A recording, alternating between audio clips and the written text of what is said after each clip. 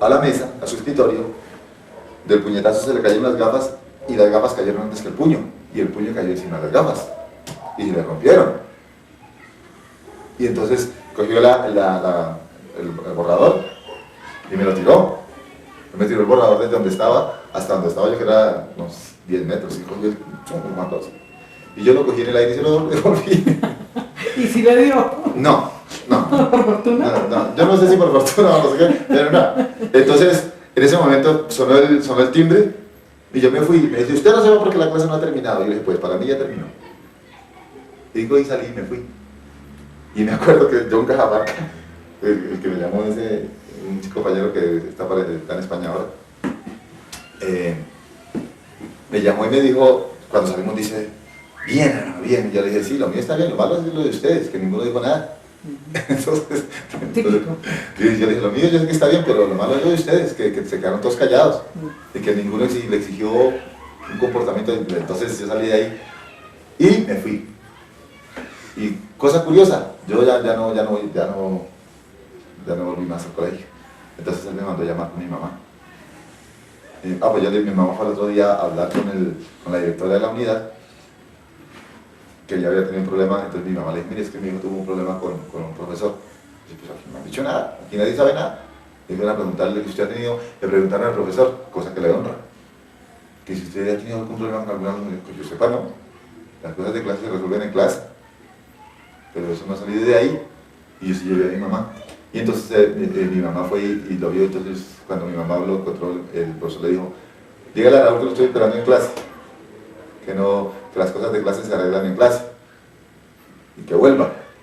Y yo no sé si llegué a volver una vez, y la calificación mía de ese trimestre en filosofía fue 10, que porque según dice le dijo a los compañeros, yo no volví a estudiar, le dijo, pero no creo que haya sido culpa de él, otra vez mía, porque el hombre dijo que yo era el único que le había cuestionado de todos, y que eso era lo que él quería, que la gente le cuestionara, que la gente no, pues, yo no sé si fue una reacción refleja de su parte en defensa o tal, bueno, no sé, pero él me dio la razón y dijo que y mi nota de filosofía fue 10 desde ese tiempo, pero yo después ya no terminé, ya me fui, porque eso, yo me sentía ahí como más, yo me sentía como que no estaba en mi sitio. Y me fui y ya me metí con la iglesia y eso, pero después terminé bachillerato en el Colegio Agustiniano San Nicolás de Tolentino de Medellín, con los padres Camilos. Yo fui Camilo un tiempo. Y me fui con los padres Camilos, y allá en Medellín, lo cual recuerdo, yo creo que es el mejor año de mi vida de estudiante. Qué rico era estudiar en Medellín. Es diferente. Y muy rico. Estuve allá viviendo un poquito más de un año, y después me fui. Después estudié filosofía en el seminario de Santa Cruz de Tenerife. Terminé filosofía bien, me fue muy bien. El primer año fue un poquito fuerte porque fue una técnica de estudio diferente a la que hay aquí. Y otra cosa, recuerdo que mi primera nota en lógica, 0,2 me parece, 0,2 de 1 a 5. Y esas eran notas acumulables, y después de recuperar eso era una tortura. Y bueno, después ya lo esperé, ya terminé bien. Y hice los cursos de 2 años de teología. No la terminé porque yo después renuncié al seminario. La época de formación disciplinar también, debo decir que mi época ya globalmente académica, la mejor época de mi vida globalmente fue mi época del seminario, porque conocí gente muy íntegra, gente muy correcta, una disciplina de estudio que yo no había conocido hasta que estuve allá, y de estudio, de amistad, de integración, de gente buena, gente que me acogió muy bien, gente de la cual yo no tengo más que palabras de gratitud para estas personas, todos, bueno, unos más que otros, como siempre, ¿no? Como pasa. Pero eso, yo terminé filosofía. Hay que diferenciar. La filosofía que yo estudié es escolástica, es diferente, es más matiz, es importante. Y después la teología, los 2 años de teología. Ya cuando estuvimos allá en Tenerife, al seminario que me entregaron las notas y me las entregaron yo como un certificado de estudio. Pues no sirve de nada, pero por lo menos para tener. Bueno, pero ¿por qué renunció al seminario? No, yo renuncié al seminario porque llega un momento en que uno se plantea muchas cosas. Yo, había un anterior obispo que había ahí, que es el cristiano más íntegro que yo conozco, la persona más buena que yo he visto en mi vida, y el obispo dijo un día, nos decía, él siempre charlaba mucho con nosotros, y decía,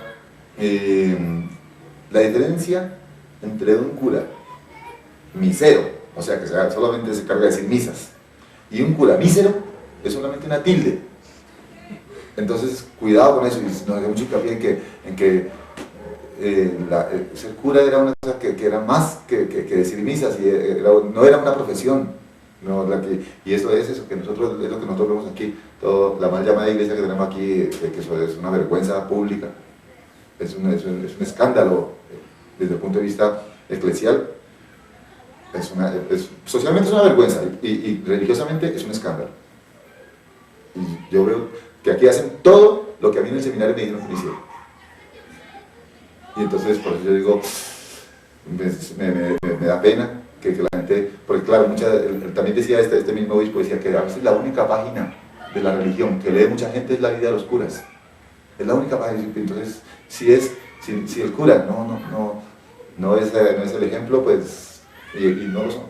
Y claro, por eso estamos como estamos. Por eso una cosa que noté ahora que llegamos, es una contaminación religiosa en auge. Pero contaminación religiosa, ya la gente ya va como buscando cosas y tenaz, porque ya eso trae consigo una fuga de valores impresionante. Y bueno, eso es otra... Sí, pero no me daba la razón de llegó el momento en que el rector, pues siempre cuando uno va pasando los años, entonces el rector, y hay todos tenemos algo parecido a un tutor, ¿no? Que es el padre espiritual. Entonces es esa persona que cultiva la vocación de uno. Entonces uno le cuenta todo cómo va, qué siente en esto, cómo lleva este tema, cómo lleva aquel. Y entonces el director espiritual mío, bien, era un padre también muy bueno, y el padre Luciano se llamaba. El padre Don Luciano siempre conmigo muy bien, y yo le contaba todo. A él, para que uno pueda ser asesorado bien, hay que contarle todo. Él tiene que ser un confesor que le conozca a uno todo, absolutamente. Hay que desnudarse del alma y ser completamente, y entonces él dice, mira, esto hay que corregirlo de esta manera, esto de esta otra, esto va por aquí, esto va por allá. Él era muy bueno, él era todo un sabio, ese señor, muy bueno. Y entonces, al primer año entonces ya le dicen, bueno, ya tienes que ir pidiendo la admisión. La admisión es, no todos los que están en el seminario son admitidos, esos están estudiando. Y entonces hay que pedir la admisión. Entonces el aspirante pide la admisión y la iglesia lo admite si considera que hay alguna posibilidad real de que ese admitido pueda llegar a ser sacerdote. Entonces a mí me dieron la admisión. Yo fui admitido y después al año siguiente el rector otra vez viene y bueno, a ver, porque tenemos que ir siguiendo dando pasos, y me dieron el lectorado. El lectorado es un ministerio, se llama, esos son ministerios que uno va recibiendo, ministerios menores, según el cual la iglesia ya me confía a mí en la proclamación de la palabra de Dios. Entonces, es un lector, por decirlo de alguna manera, lector oficial de la iglesia. No, se me permite hacer las lecturas todas excepto la del Evangelio, a no ser que haya algún caso en el que el autorizado a leer el Evangelio por alguna razón no pueda, entonces él hace la proclamación es la invitación. Entonces cuando dice el Señor esté con vosotros y la gente conteste con tu espíritu, entonces él dice proclamación del Santo Evangelio según el que sea, el Evangelio que sea, y entonces la gente contesta gloria a ti o que se conteste, y entonces eso se llama la proclamación. Y después viene la que es la lectura propiamente dicha. Esa parte sí la puedo hacer yo, siempre que otro haga la proclamación. Eso, pero nunca lo he hecho tampoco. Y entonces, bueno, ya me hicieron lector, y al tiempo, entonces ya viene el lector, y bueno, ya tenemos que pensar en el acolitado. ¿Cómo te sientes? Muy bien, hagamos el acolitado. El acolitado es otro ministerio menor en el que al aspirante se le conceden otras facultades, como por ejemplo asistir al sacerdote en el altar. Entonces ya puede cargarse de lo que es el oficio puramente, digámoslo, de asistencia a cosas que el sacerdote por alguna u otra razón no hace o no debe hacer o no quiere hacer. Por ejemplo, limpiar los vasos sagrados, la patena, tal, ayudarle en la preparación del altar para la celebración de la Eucaristía. Es bonito, tiene su cosa, tiene su gracia. Y tiene sus anécdotas también. Le pasan a veces cosas... Sí, pero no se me vaya Sí, por entre las ramas. ¿Cuál fue la razón? No, ahí voy. Entonces llegó un momento, ya una vez que ya me terminaron de dar porque esas son todas las órdenes menores. La siguiente orden ya es un sacerdocio. El sacerdocio de tercer grado, que es lo que nosotros conocemos como diaconado. Eso ya es vinculante desde el punto de vista eclesial. Ya es vinculante de hecho. Y entonces imprime carácter. ¿Qué significa que imprime carácter? Que ya no, que aunque yo deje de ser, aunque me retire algún día, no puedo quitarme eso de encima. Imprime carácter, es decir, un bautizado, aunque diga después, pues yo no creo en Dios, pues yo no creo en Dios, pues soy bautizado. Eso, y lo que sea, y entonces ya eso imprime carácter. Y entonces ya me dijo que fuera pensando en el diaconado porque ya llevábamos tiempo, entonces que ya era tiempo de echarle eso. Y a mí me dio miedo. Entonces me dio cosita ahí. Yo estuve, me dio una crisis vocacional. Y entonces el rector, pues, cuando yo le dije que yo quería tomarme un tiempo para pensar, me dijo, pero no hay ningún problema, tranquilo, que todos se toman su tiempo. Ahora, el tiempo tiene que ser limitado porque nadie nació con vocación de seminarista. No existe esa vocación. Y entonces hay que hacer algo, decidirse uno por alguna cosa. Y entonces yo le pedí que me dejara un tiempo y entonces me dio un tiempo. Ya después me decidí retirarme y él dijo que no lo hiciera porque no, que me ofreció muchas cosas. Me ofreció que si me sentía mal en ese seminario que me fuera a cualquier otro seminario de España, que él como rector podría, como los rectores son todos colegiados, entonces podía mandarme a otro seminario en el que yo estuviera mejor o que me gustara más, si yo creía que allá podía salvar la vocación, que él veía él veía en mí claramente señales de que yo podía ser sacerdote y tenía madera buena para eso. Y entonces, después cuando yo no le dije que no, entonces después me ofreció que si quería terminar el sacerdocio en Roma.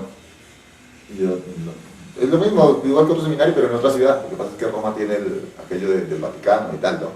Pero eso es lo mismo que estar estudiando en un internado. Pero después me dije que no, porque yo estaba muy indeciso. Y eso, llegó un momento en que me sentía que como que estaba...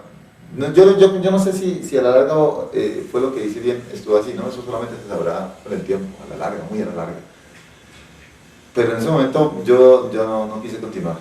Bueno, ahora vamos a darle el turno a Marcela para que nos cuente cuál ha sido su formación profesional. Y ahorita nos continúa su historia, Raúl.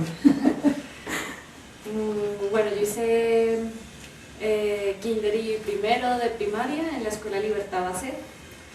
Luego me pasaron al Colegio Diego Colón, que queda en el Carmen, para hacer segundo de primaria. Pensaba que iba a terminar en la primaria, pero después que ya estaba matriculada y estudiando, nos dimos cuenta que ese colegio era de otra religión. Y a mi mamá pues ya no le gustó, porque era otra religión diferente. Y para las tareas de religión tenía yo que asistir al culto y cosas diferentes, ¿no? La religión católica, entonces a mi mamá ya no le gustó, pero al final terminé ahí el segundo de primaria. Y me cambiaron para el colegio La Presentación de Fátima, que está ahí en Fátima, en el barrio Fátima, y ahí terminé la primaria. Luego hice todo mi bachillerato en el colegio Cafán, y en el año 91 terminé mi bachillerato. No perdí ningún año, no habilité nunca. Y después hice un semestre en la Universidad Santo Tomás de psicología, pero siempre tenía la vena por los niños, que me gustan mucho, de ser profesora. Y me retiré a tiempo, bueno, pienso que a tiempo para no pasar más semestres, y luego, entonces solo hice ese semestre de psicología y me pasé a la Universidad San Buenaventura, donde terminé licenciatura en educación preescolar, que es lo que soy actualmente. Ese es mi título universitario. Pero ahora vamos a pasar a otra faceta y es la faceta de laboral. ¿Cuáles han sido las experiencias más importantes a nivel laboral? Ahora le damos el turno a Raúl y que le deje espacio a Marcelo. Bueno, no cabe duda de que mi experiencia laboral más importante es la que desempeño actualmente. Yo actualmente, por definición, soy ferretero profesional. Pero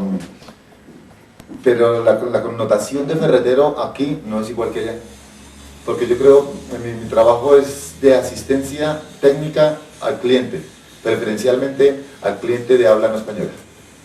Y entonces, yo creo firmemente que nada de lo que pasa en la vida es gratuito, todo tiene alguna repercusión a posteriori.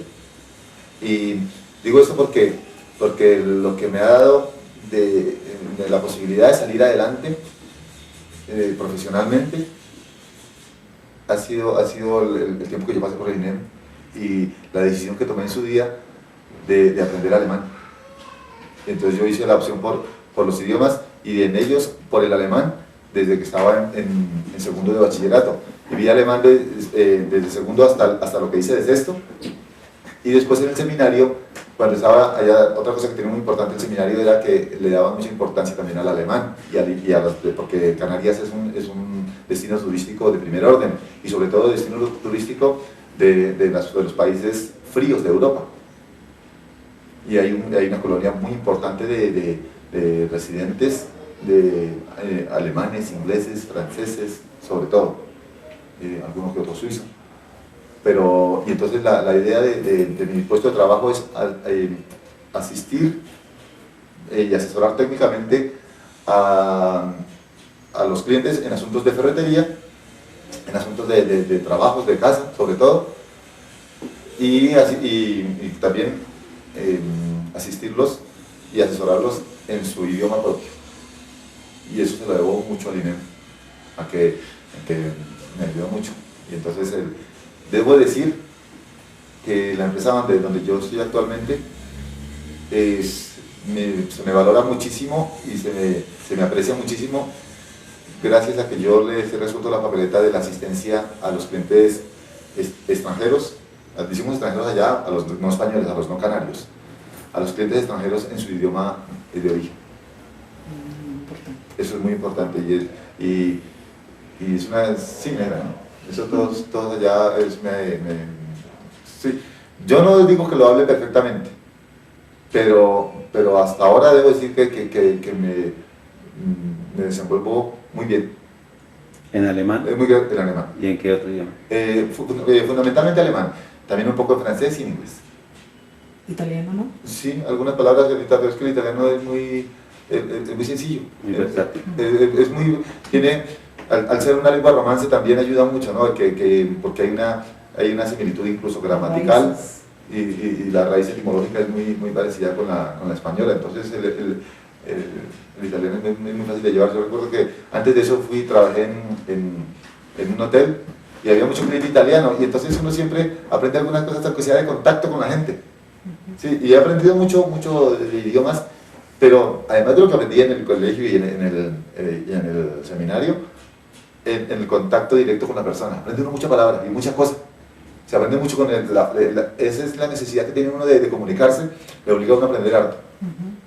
Sí, yo debo decir que de cada 10 clientes que yo tengo, fácilmente 8 son alemanes.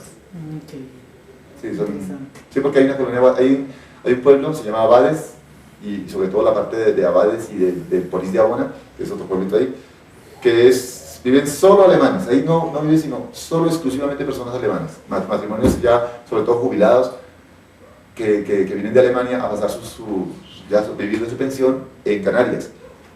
Y entonces yo les atiendo ahí y van siempre a mí y siempre, entonces cuando hay alguno de sus vecinos que necesita alguna cosa de ferretería o alguna cosa de su casa, alguna cosa, lo que sea, entonces ellos entre sí mismos se dicen que vayan y siempre llegan a la ferretería preguntándole a los otros: señor Raúl, señor Raúl, señor Raúl.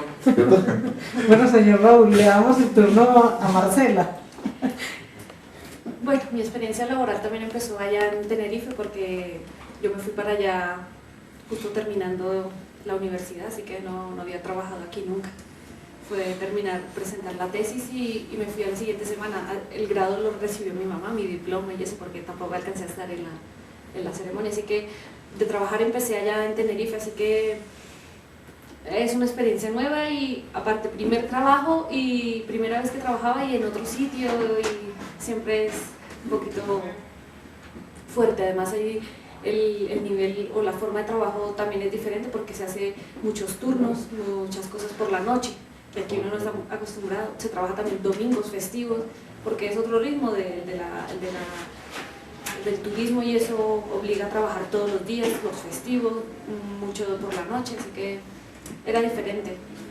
Y el trabajo así más estable y bueno que tuve fue el que terminé hace un par de meses, que era en un taller de mecánica y lo que llaman chapa pintura y eso, porque me moví mucho en el mundo de los seguros de los automóviles para cobrar cuando se estrellan, cobrar el que se resultó afectado, cobrar el seguro, que le pagaran al taller. Entonces estuve mucho metida con esto de las compañías de seguros, cobrándolo, documentación y eso, y creo que es el trabajo ahí donde he aprendido más cosas y me ha obligado a enterarme de más cosas, de cómo se mueve allí el mundo de pagar nóminas, de documentos, y eso pues me llevó a hacer un par de cursitos para enterarme más de contabilidad y cosas así.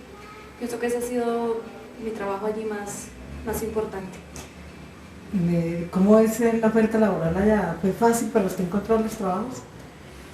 Inicialmente cuando llegué, pero también mucho de eso es gracias a que Raúl lleva muchos años allá y él ya es conocido allá. Y saben pues que yo soy su esposa y él tiene más o menos algún contacto y fue así como encontré por ejemplo en mi primer trabajo con un conocido de él, un amigo y eso. Pero ahora por ejemplo que se cerró la empresa donde estaba trabajando y empecé a buscar algo, he notado que están teniendo cierto recelo con los colombianos. Yo soy colombiana, así que he notado en un par de entrevistas que he ido que no me han hecho como mucha buena cara. Y eso al principio no fue, ha sido ahora que se ha empezado a ir muchísima más gente y no gente tan buena. Entonces han empezado a hacer cosas y ahora mismo he notado ese ambiente. Ahora tengo que regresar a eso, a buscar un trabajo y no sé cómo ir a hacer, pero noté antes de venir eso en un par de entrevistas que tuve, que hay como cierto recelo ahora con los colombianos. Con la ley de inmigración, seguramente. Bueno, ahora cuéntenos de amores. Yo en el fondo creo que una de las renuncias posibles de Raúl al seminario podría haber sido lo de un posible amor. ¿Qué nos dice al respecto? No, yo en ese tiempo no tenía ningún... No, sí que yo he sido, como dicen en mi casa, perruncho, ¿no? Hubo algo así, pero no la renuncia a eso no fue por eso. Yo de hecho con la negra me la conocí después de que yo ya había hecho mi renuncia, yo de tal, pues la conocía ella de siempre, ¿no? Pero ya le planteé hacer alguna o mantener alguna relación conmigo ya mucho tiempo después. Ya no, sí que hubo cosas anteriores, pero no nada de... Yo debo decir, claro que está feo que lo diga ella, pero es que no, es decir, me toca hacerlo a mí, pues de hecho se trata de decir lo que hay, ¿no? Que en mi tiempo de seminario yo fui muy fiel a mi vocación, que sí, de verdad, yo creo que sí, yo la mantuve muy bien, la llevaba con mucha honradez. ¿Puedo creer que Marcela fue su única novia? No, yo he tenido, yo fui desde muy niño, fui muy, pues sí, y me imagino que todos nosotros en la casa hemos sido más o menos, ha sido una constante, ¿no?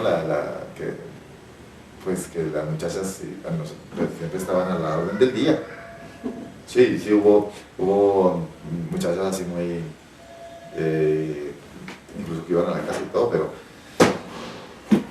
no, la negra no fue mi única novia, yo diría mi novia por antonomasia, mi ilusión de tal, porque yo le llevo a ella 13 años. Y entonces, y en realidad después de todo uno dice, bueno, pues ¿qué son 13 años? Pues sí son 13 años, porque cuando yo le propuse que fuera novia ya no tenía sino 16, yo tenía 29, 28, 29 años. En ese caso sí son 13 años. Porque si uno dice, es que este tiene 50 y ella tiene 40 y tal, no, no, hay 13 años, es una tontería, pero 13 años en las circunstancias en las cuales yo le planteé eso, eran circunstancias serias, porque ella no tenía sino 16 años, y yo 29. Y entonces que una persona así mayor le proponga a una niña, decirle, bueno, niña, a una señorita tan joven, entonces ya sí que los 13 años sí son importantes. Y entonces era prácticamente un capricho, era una cosa así y tal. Y yo empecé a frecuentar pues a sugerírselo y tal. Pero no, antes de ella sí que yo sí que tuve otra, yo debo decir que tuve una vida un poquito más ¿cómo será eso? Sí, como con muchas más pretensiones amorosas que la negra. Yo fui su primer y único novio. Bueno, ¿y cómo ha sido esta relación de pareja? ¿Qué piensan ustedes del matrimonio? Démosle el turno a Marcela. Sí, eso. Yo no conocí mucho esa vida de eso. Él fue mi único novio. Tuve sí cuando uno tiene 12 años que le gusta un niño y hace muchos corazones en el cuaderno, pero jamás tener un novio. Así que mi vida de matrimonio y lo que pienso del matrimonio, por mi experiencia lo recomendaría. Tener una persona al lado que siente uno que es su complemento, con el que se lleva muy bien, con el que hacemos cosas en común, en las cuales los dos nos sentimos muy bien, que es su compañía. Y yo creo que en nuestra relación de matrimonio le ha afectado mucho el estar solos y lejos de su familia y de mi familia, porque él me tiene solo a mí y yo lo tengo solo a él, y no hay la posibilidad de decir, pues como nos disgustamos por algo, me voy todo el día donde mi mamá o me voy todo el día allí, sino que intentamos solucionarlo al momento, porque si nos disgustamos entonces no tenemos con quién más estar. Así que es eso. Si hay alguna cosa por la que discutir algo, decir algo, pero lo solucionamos así, al momento. No pasar un día y 2 días o 3 sin hablarnos y eso de que no se dirige uno la palabra, no. Pero yo creo que eso nos ha ayudado mucho, estar solos, y nos ha consolidado así, de que yo lo necesito mucho a él y él a mí, porque no tenemos a nadie más. Y eso para mí eso ha hecho que nosotros seamos sólidos y nos necesitemos mucho. Y 5 años que llevamos de matrimonio, muy bien. Y por lo menos yo, como el primer día, igual. Como el día que me casé, con la misma ilusión y con el mismo amor y expectativas igual. ¿Y Raúl? Sí, yo debo decir que gracias a Dios pues vivimos un matrimonio muy intenso de todo, y comparto plenamente todo lo que dice la negra de que nos ha ayudado mucho el estar allá, porque no ha pasado un solo día de todos estos 5 años en que nos hayamos acostado sin darnos un beso. Siempre eso ha sido así como una constante. Y hemos, sí, ha sido muy gratificante. Yo creo que también ha sido un buen negocio habernos casado. Sí, es un buen negocio, sí, porque tiene su repercusión económica. Eso es eso, ¿no? Yo, desde que empezamos, hicimos el firme propósito desde el principio de no joder uno al otro. Sí, no. Entonces mi papá nos dio la fórmula, la orden. Usted tiene que hacerla feliz a ella y ella tiene que pensar que hacerla feliz a usted. Y como decía San Agustín, ¿no? Ama y haz lo que quieras. Y entonces yo sí creo que vivimos un matrimonio muy intenso, muy bonito, muy agradable. Somos muy cómplices de nosotros mismos. Hay una complicidad manifiesta, no pactada, pero de hecho. Y muy rico, ¿no? Yo, a veces, sí, la gente decía que eso al principio iba a ser muy tenaz, que no sé qué, que eso era muy fuerte, que los matrimonios al principio eso es tal, pero yo debo decir que nosotros mirábamos o incluso lo comentábamos, que por qué la gente no, o dónde es que dicen que está la dificultad, porque yo qué sé, no, es muy normal. Nosotros pues nosotros ahora que hemos estado este mes aquí, es el tiempo en estos 5 años que hemos estado más separados, porque allá Salimos los dos, llegamos los dos, todo siempre juntos. Y tenemos amigos a veces que nos dicen, pero déjelo ir. Y tal, pero si es que no me deje, es que voy con ella. Y a veces, por ejemplo, yo sí, a veces me gusta echarme por ahí una cerveza o algo así. Para mí es una gran fortuna que ella conduzca, por ejemplo, porque ella va conmigo, si voy a alguna parte, ella como conduce, entonces yo no, y no bebe, lo cual es una bendición. Al contrario, Entonces, yo voy y si me toca ir por cuestiones de música, estoy muy vinculado a muchas cosas de eso, y de hecho el lunes tengo que ir a tocar, el lunes ya tengo un compromiso para tocar por la noche. Y entonces, siempre vamos y ahí siempre, es que la multa es muy cara, las multas son, pues, ¿cuántas son? 250.000 pesetas, si uno va positivo. Ahí es como un pito, van a soplar, si da positivo son... El alcoholímetro. Perdón, 250.000 pesetas, más de 2,5 millones de pesos y la posibilidad de retirada del permiso. Y entonces nosotros no nos podemos dar ese lujo. Entonces, si yo me lo tomo para ir alguna esta y ella pues también me alcahuetea un poquito. También a veces cuando ya voy por la tercera empieza. qué pilas, qué verde. Bueno, no hemos hablado todavía de cómo fueron las relaciones familiares. Porque en el caso de Raúl, ¿con cuál de sus hermanos ha tenido como una relación más fuerte o cuál ha sido como su mejor amigo? ¿Cómo ha sido esa relación con sus hermanos? Bueno, yo creo que yo debo decir que yo soy el ídolo de la familia, el que siempre ha estado ausente, y eso ha condicionado mucho mis relaciones con mis hermanos. Porque yo hace 16 años me fui definitivamente de mi casa. Ya antes había ido al ejército, ya antes me había ido a Medellín, había estado un año fuera, pero yo diría que hace unos 20 años que yo soy independiente de la familia. Y entonces eso condiciona mucho porque se ve uno muy, cuando lo veo, para mí es toda una novedad, es toda una celebración. Yo creo que tengo una relación más o menos intensa, sobre todo con Julio, en cuanto que yo creo que con él es con quien a veces me llama él allá en Canarias, yo también le llamo, con Álvaro, que nos mantenemos en contacto por internet, Jorge, que es nuestro padrino de matrimonio. Y con el que se voló. Bueno, Cómplice. Sí, cómplice de fuga. Y Alvira yo la quiero mucho, Alba yo creo que es mi hermana más querida. Pues no es porque las otras no las quiero, sino porque hay siempre ella y yo siempre hemos sido como muy, como más especialmente, hay un especial afecto entre ella y yo, entre Alvira y yo. Y después, sí, yo creo que ha sido con ellos, y después de eso, quiero hacer hincapié en que mi relación con mi familia se ha visto muy condicionada a que yo he sido el ausente único de las principales celebraciones de la familia.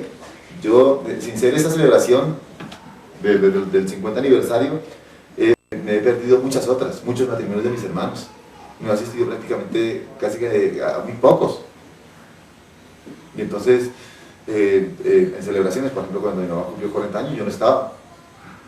Cuando hicieron no sé qué, yo tampoco estaba, siempre yo soy el ausente. Y en las Navidades, que es una fiesta tan importante, que con las novenas, yo debo decir que yo he estado como en una novena. Y es una cosa que yo me he perdido. Tal vez es la deuda que tengo que pagar por haber elegido irme. Y entonces a veces uno tiene que hacer sacrificios. Sí, se olvida uno yo siempre pues procuro llamar una vez por semana a cada hermano. Entonces llamo en unas tarjetas de esas prepagadas, llamo de allá, una vez a cada uno, y a mi mamá cada 15 días rigurosamente. Y entonces llamo, siempre los voy turnando, porque claro, así no puedo hacer, porque tampoco nuestra situación económica tampoco nos lo permite, ¿no? El estar llamando fijo, el teléfono allá es una fortuna también, vale carísimo.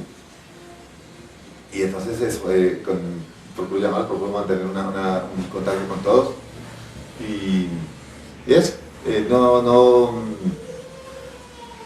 Diría eso, que son las relaciones más intensas con, así, pero es condicionada seriamente. Bueno, Marcela, en tu caso que tienes un núcleo familiar tan inmenso, ¿cómo son ahí juntamos las dos, la relación con tus padres y la relación con tu hermano, ¿cómo es? Mi relación con ellos es muy, muy buena. Con mi hermano somos muy, muy unidos. Él también me escribe mucho por internet, ahora que estamos separados, pero antes siempre estábamos muy bien juntos. Ya bueno, él cuando empezó la universidad a trabajar pues ya era diferente, pero siempre ayudándome en tareas, trabajos.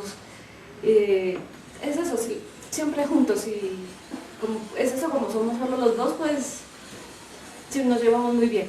Y con mis papás pues igual, mi mamá más que mi mamá siempre una amiga, siempre juntas, salimos para donde íbamos, si me podía acompañar a cosas de estudio pues me acompañaba, siempre juntas, siempre.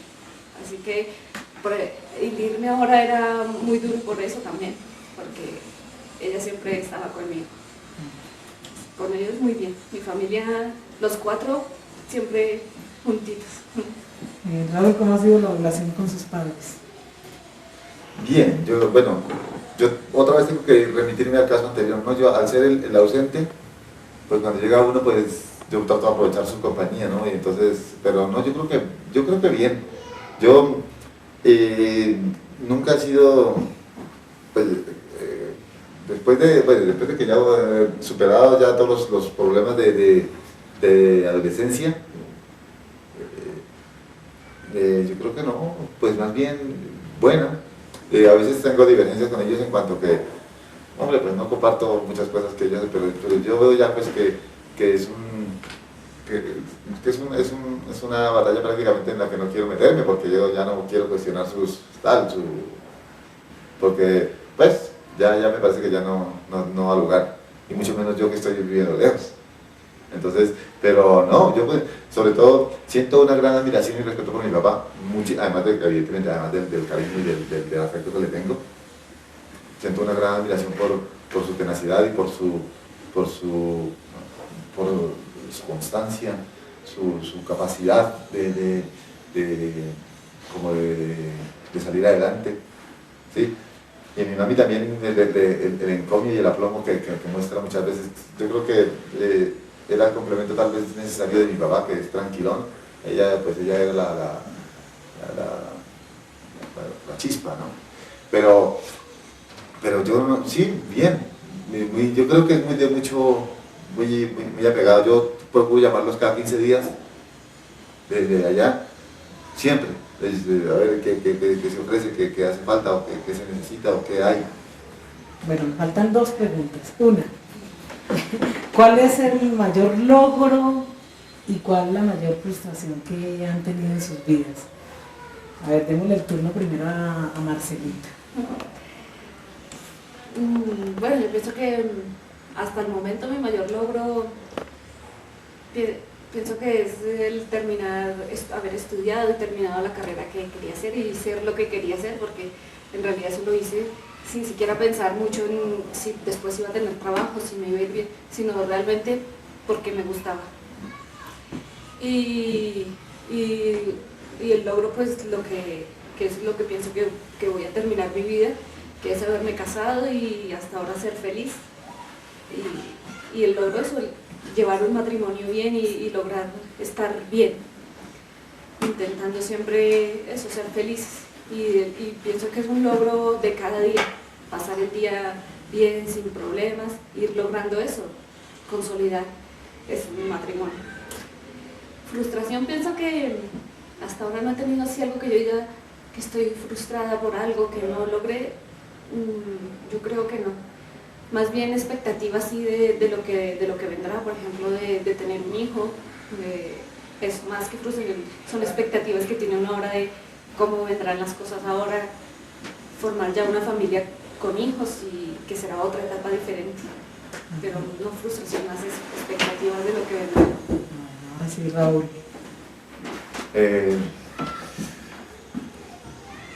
Mayor logro. Yo creo que el mayor logro, no sé si será muy materialista de mi parte, pero yo creo que el mayor logro que que yo he conseguido, pero yo creo que ya más bien a nivel corporativo, ha sido cuando compramos el apartamento. Sí, el mayor logro de como era una meta necesaria, deseada y muy difícil en cuanto que yo estaba solo y no tenía alguien no tenía menos posibilidades que los demás. Y entonces debo decir que gracias a que siempre, tal vez cuando está feo que lo diga yo, pero lo voy a decir, a que siempre he sido muy correcto allá y he sido muy profesional en mi trabajo y se me conoce por eso, por muy riguroso. Entonces gracias a eso la empresa me respaldó en la compra del apartamento. Y fue yo creo que fue un gran logro, que fue para nosotros lo vivimos como eso y hoy por hoy pues nos sentimos muy orgullosos de nuestra casita, ¿cierto? Sí, es muy acogedora, y sí, ya la apreciamos mucho, sobre todo aquí, y no porque siempre llega uno aquí y tal, y nos gusta, primero que todo nos gusta porque nos gusta como es su ente físico, ¿no? Pero después también lo que representa, ¿no? A mí me gusta mucho poder decirle, aunque pues, a mi mamá me hace mucha ilusión que ella vaya. Ya me hacía ilusión para que fuera mi suegra y mi suegro, pero para tener la posibilidad de que vivan con nosotros y que compartan con nosotros. Yo qué sé, es toda una situación de acogerlos ya en nuestra casa. Eso para mí es una gran expectativa de decirle, pues venga y aquí tienes tu casa y tal. Y eso para mí es muy importante. Y lo fue cuando fueron mis suegros, eso era, ¿cierto? Es otra cosa. Ya, porque ahora pues vamos a visitar, pero es casi que la norma, ¿no? La norma es que el hijo iba con la madre, pero ahora es la madre que vive con el hijo. Y entonces es otra cosa, yo creo que es ese. Y frustraciones. Un hombre de éxito con frustraciones, vamos a ver. No, yo creo que mi frustración tal vez lo es por ahora, pero yo creo que no lo será a la larga, ¿no? Porque yo creo que yo sí debía haber sido cura. Después de un día lo descubrí con sí. No, pero no hay incompatibilidad, no hay incompatibilidad ninguna. Tienes que cambiar el sacerdocio, entonces. No las normas eclesiásticas. No hay incompatibilidad, en mi manera de ver no hay Pero en tu incompatibilidad. manera de ver, pero no en la institución como tal. Es que eso es un fallo de la institución, grave y serio. De acuerdo. Entonces, una vez fuimos con la negra, cuando fuimos a recoger las notas, y me encontré con el rector del seminario. Y entonces estábamos ahí hablando con el rector, estábamos con ella y eso. Y el rector, cuando empezamos a hablar de pues quiénes estábamos, de todos los que empezamos en el seminario, cuántos habían llegado a ser curas y cuántos no. Y entonces, que aquel y qué tal, entonces yo le dije, y yo solté una expresión, y yo dije, los demás no superamos la criba. Y entonces él dijo, no, tú lo que no superaste fue la crisis, que eso la tiene todo el mundo, lo tienen los casados, lo tienen los solteros, lo tienen los médicos, lo tienen los abogados. Todo el mundo tiene su crisis profesional y un sacerdote también la tiene, y una persona que es aspirante más todavía. Y lo que pasa es que tú, a la primera, te fuiste, pero eso nos pasa a todos, incluso siendo curas. Y él me dijo, lo que no superaste fue la criba, la crisis. Porque cribas hay siempre, en todas partes y en todas las profesiones. Y eso yo creo que porque a veces, curioso, a mí muchas veces tal vez, no sé si será por mi comportamiento, por mi forma de hablar, por mi forma de presentarme, por mi forma de ver la gente, mucha gente ya me habla como si fuera el cura. Y algunas veces que he ido yo a cantar, a veces yo toco el órgano en algunas iglesias por ahí, y algunas veces he ido a cantar alguna boda por ahí y la gente me dice, ¿usted es el cura? No, yo solamente vengo a cantar. Sí. Pero eso, yo creo que sí, yo creo que hay algo de frustración en eso, porque yo creo que sí tenía algo de eso. Y yo hoy no lo veo como con donaire, ¿no? Como aquella cosa como, pero no lo veo como que la frustración haya sido el acabose de mi vida, no, porque además yo me siento muy feliz en mi matrimonio. Y si me tocara hoy me volvería a casar, Siempre que fuera con la Hay claro. que renovarlo, hay que renovar Sí, el no, contrato. no, y es eso, muy rico. Pero yo no veo incompatibilidad en eso. Lamento que la iglesia sí la vea. Sí. De hecho, yo creo que los sacerdotes, bueno, los que yo veo aquí, porque un sacerdote, para poder ser célibe, tiene que ser santo, tiene que ser una persona de oración, tiene que ser una persona de mucha consagración, de una capacidad de sublimación personal muy grande. Y eso solamente se logra con entrega a Dios, con oración. Eso solamente yo lo he visto en los conventos de clausura y en algunos curas muy paradigmáticos y muy carismáticos, sin que se entienda el término carismático con la renovación carismática, que no es lo mismo. Yo creo eso, que ahí, y los curas que yo veo por aquí no rezan, y por lo tanto, si no rezan, si es un cura que no reza, una cura que no sea una persona de oración, de entrega, de comunicación, de comunión con Dios, si no es una persona así, no puede ser serio, no puede serlo, es imposible, es materialmente imposible. Y entonces hay algo raro ahí, hay algo que no funciona ahí. Bueno, pero eso es para la próxima entrevista, profundizar. Bueno, ¿qué mensaje podrían darle ustedes a las futuras generaciones? Llámense sus sobrinos, más adelante sus hijos, sus nietos y hacia atrás lo que venga. Bueno, a ver, ¿quién quiere empezar? Démosle el turno a Raúl, que... No, yo creo que no hay que claudicar. Yo creo que hay que emprender y hay que salir adelante, es decir, se suele decir en el árbol de Eclesiástico, otra vez, que si Dios nos da limones hay que aprender a hacer limonada, porque es lo que hay. Y entonces se tiene la tendencia de ceder un poquito. Yo creo que no, yo creo que vale la pena continuar. Yo creo que yo pienso que el valor del matrimonio es fundamental. Yo creo que hay que buscar el matrimonio es el origen de la familia, el origen de las de los valores, de eso. Yo creo que sería muy importante valorar el valor, valga la redundancia, del detalle, de la cosa mínima. Y entonces cuando seamos gente minuciosa, porque el que es fiel en lo poco también lo es en lo mucho. Y entonces,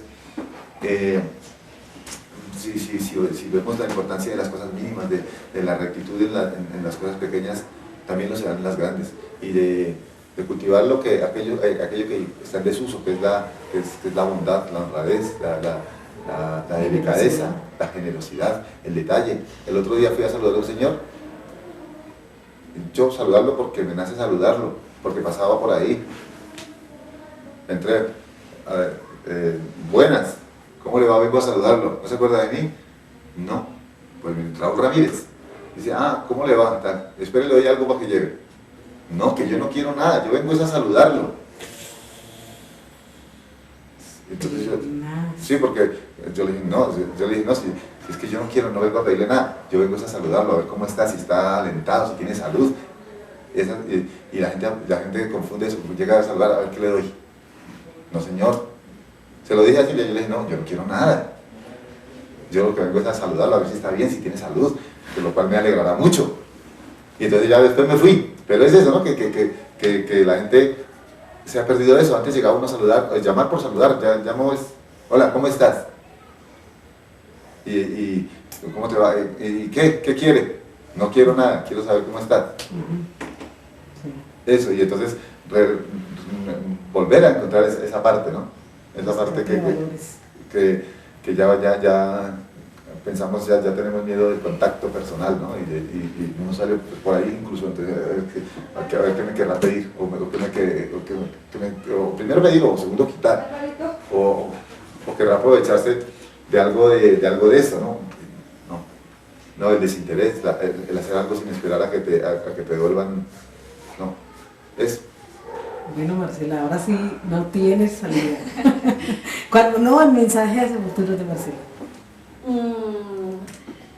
La verdad que veo una generación, los que vienen así detrás de nosotros, que vienen pisando muy fuerte, por ejemplo, sobre todo los niños pequeños, una forma de ser y tan independientes y tan difíciles ya como de controlar, porque vienen eso, libres, como pisando y queriendo encontrar. Entonces, tal vez hay un poco, bueno, mi mensaje que los padres tenemos, cuando yo sea madre también, una responsabilidad muy grande, porque es la gente que viene a reemplazar lo que hay ahora, ojalá para mejorarlo, claro.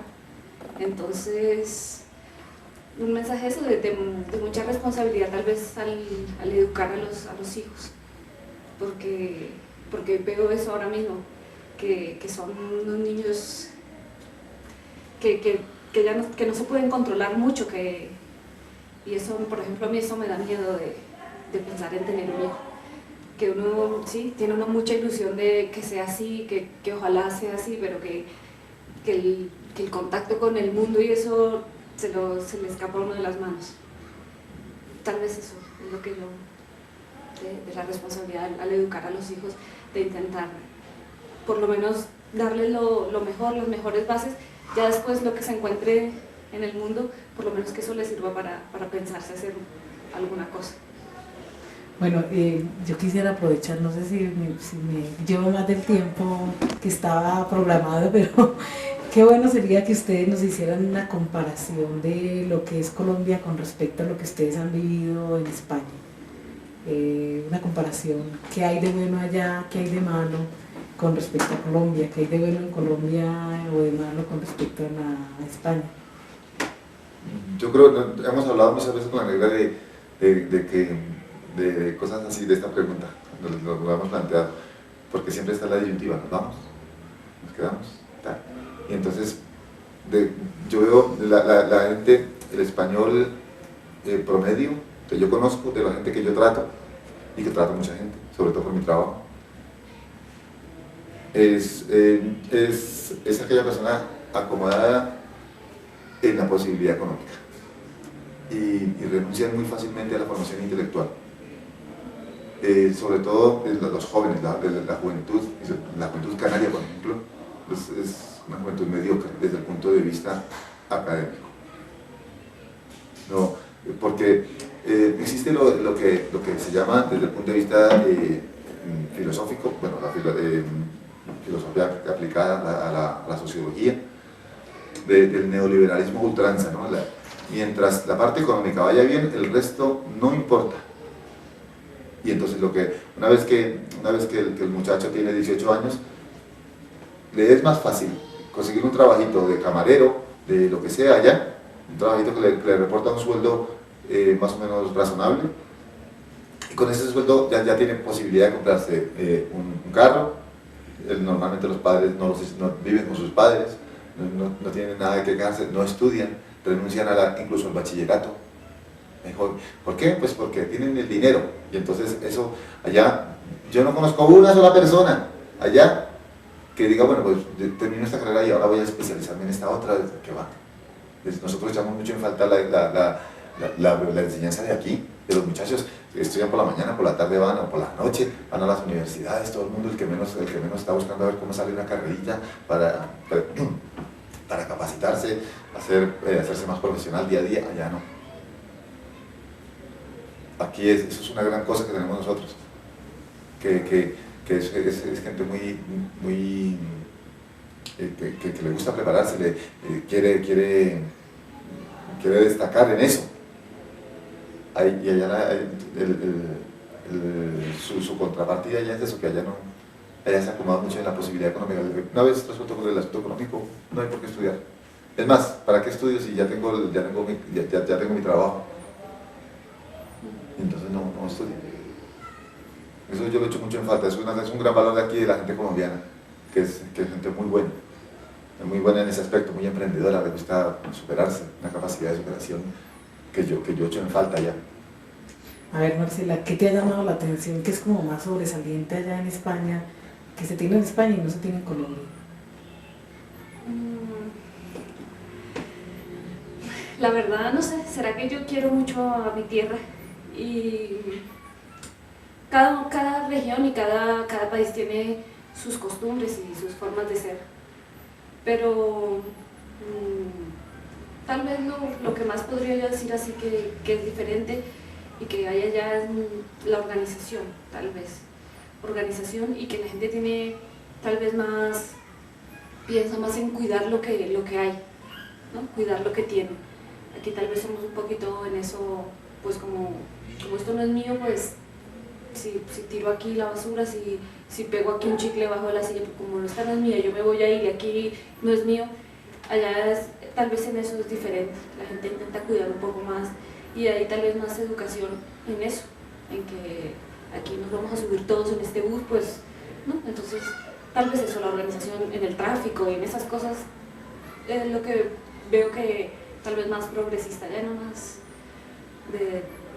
solo para tener el carnet de conducir. Aquí uno hace el curso y nadie le examina, nadie, bueno, hasta cuando yo lo hice, no sé, y tiene uno ya su base. Allá hay que estudiarse un libro, estudiarse todas las normas de tráfico, entonces el que tiene el carnet, por lo menos ya se sabe que se sabe todas las señales de tránsito, ¿no? Entonces tal vez en eso es eso, la organización, pero por lo demás yo quiero mucho a mi país y casi no encuentro cosas mejoradas. Ah, bueno, muchas gracias.